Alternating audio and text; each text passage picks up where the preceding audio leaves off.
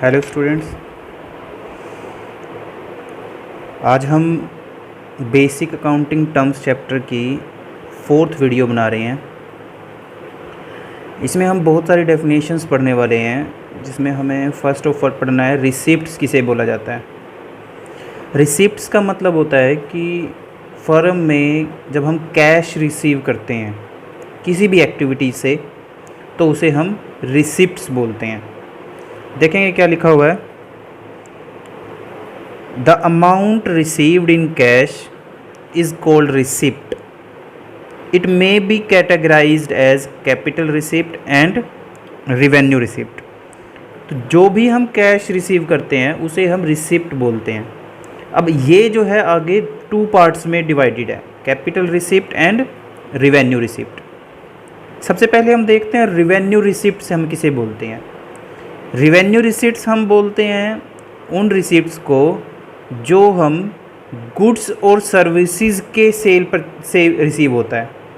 Goods और services का मतलब क्या हुआ, अगर कोई ट्रेडर है जो इसकी दुकान है, वो गुड्स को सेल करेगा, तो सेल करने से जो उसको पैसे मिलेंगे वो उसके लिए रिवेन्यू रिसिप्ट है। अगर कोई सर्विस प्रोवाइडर है, सर्विस प्रोवाइडर जैसे कोई टीचर है, टीचर जो टीचिंग करने की जो उसको पैसे मिलेंगे, रिसीव करेगा जो वो, तो उसके लिए वो क्या कहलाएगी, रिवेन्यू रिसिप्ट। देखेंगे क्या लिखा हुआ है। The amount received on sale of goods और providing of services is called revenue receipts. For example, sale of furniture by furniture dealer is called revenue receipt for furniture dealer. It is shown in trading and profit and loss account. जो revenue receipts होती है वो कहाँ दिखाते हैं हम, trading and profit and loss account में दिखाते हैं। इसके बाद बात आती है कैपिटल रिसिप्ट्स की। कैपिटल रिसिप्ट्स हम किसको बोलते हैं, जो हम गुड्स और सर्विसेज के अलावा कोई कैश रिसीव करेंगे तो उसे हम कैपिटल रिसिप्ट्स बोलते हैं। जैसे कि मान लो हमने कोई फर्म के अंदर एसेट बेची, फर्नीचर बेच दिया, तो उससे जो कैश रिसीव होगा वो क्या कहलाएगा, कैपिटल रिसिप्ट। इसी तरीके से फर्म में ओनर ने कैपिटल लगाई, तो वो भी क्या, कौन सी रिसिप्ट है फर्म के लिए, कैपिटल रिसिप्ट्स है, क्योंकि ये ऐसे कैश हैं जो गुड्स को सेल करने से नहीं रिसीव हुआ। देखते हैं हम क्या लिखा हुआ है। The amount received on account of new capital, that is owner's capital और लोन कैपिटल, और through sale of non current assets is called capital receipts. मतलब जो पैसा गुड्स को सर्विसेज को प्रोवाइड के एक्सेप्ट मिलता है हमें, उसे हम क्या बोलते हैं, कैपिटल रिसिप्ट्स बोलते हैं।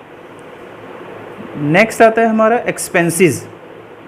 एक्सपेंसेस हम किसको बोलते हैं, गुड्स को प्रोड्यूस करने में, मतलब बनाने में, और उसको सेल करने के लिए जो भी हम कॉस्ट इनकर्ड करते हैं उसे हम एक्सपेंसेस बोलते हैं। देखेंगे क्या लिखा हुआ है। Expenses is the cost incurred in producing and selling the goods और services. For example, cost of goods sold, rent payment करना बिल्डिंग का, कमीशन देना सेल करने के लिए, सैलरी पेमेंट करना एम्प्लॉय के लिए, एडवर्टीजमेंट का खर्चा देना, decline in value of asset by the use of such asset for business purpose. मतलब कि अगर हम कोई एसेट यूज़ कर रहे हैं बिजनेस में, उसको यूज़ करने से जो उसकी वैल्यू में कमी आएगी वो भी क्या है, फर्म का एक्सपेंस है। इसका मतलब कि एक्सपेंसेस किसको बोलते हैं हम, एक्सपेंसेस बोलते हैं गुड्स की प्रोडक्शन और सेल करने के लिए जो खर्चे किए जाते हैं उसे हम एक्सपेंसेस बोलते हैं। नेक्स्ट आता है हमारा एक्सपेंडिचर किसे बोला जाता है।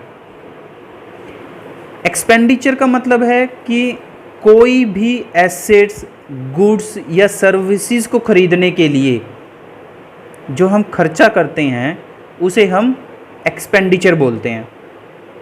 देखेंगे क्या लिखा हुआ है। एनी डिसबर्समेंट ऑफ कैश और ट्रांसफर ऑफ प्रॉपर्टी और incurring a liability for the purpose of acquiring, acquiring मतलब परचेज करना, एक्वायरिंग एसेट्स, गुड्स और सर्विसेज इज कॉल्ड एक्सपेंडिचर। तो किसी भी एसेट को, गुड्स को या सर्विसेज को परचेज करने के लिए जो हम खर्चा करते हैं, चाहे वो हमने कैश पेमेंट किया हो या कोई प्रॉपर्टी दी हो या हमने उधारी पे ख़रीदा हो, तो वो क्या कहलाएगा? एक्सपेंडिचर कहलाएगा। अब दिमाग में एक बात आती है कि सर एक्सपेंस का भी तो मतलब ये था कि उसको प्रोड्यूस करने के लिए या सेल करने के लिए जो खर्चा किया जाता है उसे हम एक्सपेंसेस बोलते हैं, और एक्सपेंडिचर में भी आपने यही बोला। तो इन दोनों में क्या डिफरेंस है? देखिए, जो एक्सपेंसेस होते हैं वो एक्सपायर्ड कॉस्ट होती है। एक्सपायर्ड कॉस्ट का मतलब ये खर्चे पहले हो चुके हैं। जो खर्चे पहले हो चुके हैं उन्हें हम बोलेंगे एक्सपेंसेस, और जो खर्चे अभी होने हैं, परचेज करने के लिए हमें करने हैं, उसे हम बोलेंगे एक्सपेंडिचर। इसका मतलब कि पास्ट कॉस्ट जो होगी, पास्ट कॉस्ट ऑलरेडी पेड जो कॉस्ट होगी उसे हम बोल देंगे एक्सपेंसेस, और जो अनएक्सपायर्ड कॉस्ट होगी that is need to be paid उसे हम बोलेंगे एक्सपेंडिचर। सेकेंडली, जो एक्सपेंस होता है वो सिंगल आइटम होता है, जैसे कि एक एम्प्लॉई की सैलरी देना हमारी फर्म का एक्सपेंस है, बट कोलेक्टिवली सभी एम्प्लॉयज़ की जो सैलरी पेमेंट की है वो क्या कहलाएगा? Salary expenditure. आगे हम देखते हैं क्या कहता है। Expenditure may be classified as capital expenditure, revenue expenditure and deferred revenue expenditure. इसे वन बाय वन हम देखते हैं क्या मतलब है इनका। कैपिटल एक्सपेंडिचर, कैपिटल एक्सपेंडिचर हम किसको बोलते हैं? कैपिटल एक्सपेंडिचर का मतलब है कोई भी किया हुआ खर्चा किस पर्पज़ के लिए? जिसका बेनिफिट हमें एक साल से ज़्यादा टाइम के लिए मिलेगा, वो हमें कैपिटल एक्सपेंडिचर बोलते हैं। इसका मतलब कि अगर फर्म में कोई फिक्स्ड एसेट परचेज करी, क्योंकि फिक्स्ड एसेट हमने जो है सेल करने के लिए परचेज नहीं की, इसका मतलब कि उसका बेनिफिट हमें एक साल से ज़्यादा पीरियड के लिए मिलने वाला है, तो वो क्या कहलाएगा हमारी फर्म के लिए? Capital expenditure. देखेंगे क्या लिखा हुआ है। Any expenditure which is incurred in acquiring और increasing the value of fixed asset is called capital expenditure. For example, purchase of plant, furniture etcetera. क्योंकि हमने जो प्लांट खरीदते हैं, फर्नीचर खरीदते हैं, ये सेल पर्पज़ के लिए नहीं होता, इसे हम फ्यूचर में बेनिफिट अर्न करने के लिए यूज़ करेंगे। तो इसका मतलब कि जो भी खर्चा हम फिक्स्ड एसेट को परचेज करने के लिए करेंगे उसे हम बोलेंगे कैपिटल एक्सपेंडिचर। फिर बात आती है रिवेन्यू एक्सपेंडिचर किसे बोला जाता है। रिवेन्यू एक्सपेंडिचर का मतलब है वो खर्चा जिसका बेनिफिट हमें शॉर्ट पीरियड में मिलेगा। मतलब अगर हमने गुड्स की सेल परचेज करने के लिए खर्चा किया है तो वो क्या कहलाएगा? Revenue expenditure. देखते हैं क्या लिखा हुआ है। Any expenditure the benefit of which is received during one accounting period, मतलब एक साल के अंदर अंदर उसका बेनिफिट मिल जाएगा।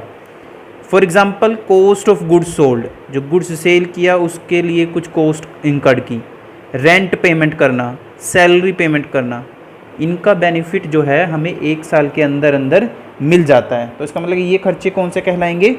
Revenue expenditure. इसके बाद आता है हमारा deferred revenue expenditure. Deferred revenue expenditure का मतलब क्या है? अगर कोई रिवेन्यू एक्सपेंडिचर ऐसा है जिसका बेनिफिट हमें एक साल से ज़्यादा टाइम पीरियड तक मिलता है, तो उसे हम क्या बोलते हैं? Deferred revenue expenditure.